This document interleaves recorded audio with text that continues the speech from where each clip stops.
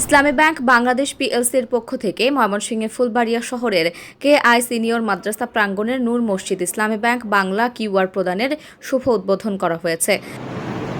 মঙ্গলবার বিকেলে ব্যাংকটির ফুলবাড়িয়া শাখার পক্ষ থেকে মসজিদ কর্তৃপক্ষের কাছে বাংলা কিউআরটি হস্তান্তর করেন অ্যাসিস্ট্যান্ট ভাইস প্রেসিডেন্ট ও শাখা প্রধান এইচ মোহাম্মদ শফিউল্লাহ। পরে তিনি উপস্থিত মুসল্লিদের সম্মুখে মোবাইল ব্যাংকিং অ্যাপস দ্বারা কিউআর কোড স্ক্যান করে দান করার পদ্ধতি হাতে কলমে দেখান।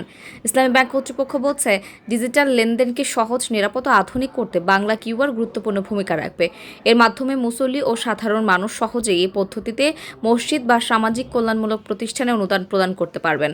ইসলামী ব্যাংক বাংলাদেশ পিএলসি ধর্মীয় ও সামাজিক কল্যাণমূলক প্রতিষ্ঠানের জন্য একটি প্রযুক্তি নির্ভর ব্যাংকিং সেবা ডিজিটাল দান বক্সের প্রবর্তন করেছে। যে কোনো মোবাইল ব্যাংকিং অ্যাপস যেমন সেলফিন, বিকাশ, নগদ থেকে খুব সহজেই ও দ্রুত সময়ে এই ডিজিটাল দান বক্সের মাধ্যমে আপনার অনুদানের টাকা প্রদান করতে পারেন।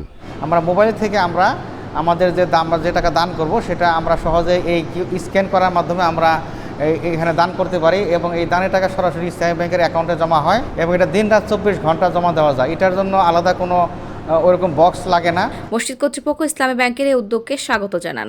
মুসল্লিদের সম্মুখে আমরা আহ্বান করব, আপনারা ডিজিটালের মাধ্যমে আপনাদের এই ধানকে উদ্বুদ্ধ করুন এবং এই ধানের মাধ্যমে মসজিদের উন্নয়নমূলক কাজ ত্বরান্বিত হবে।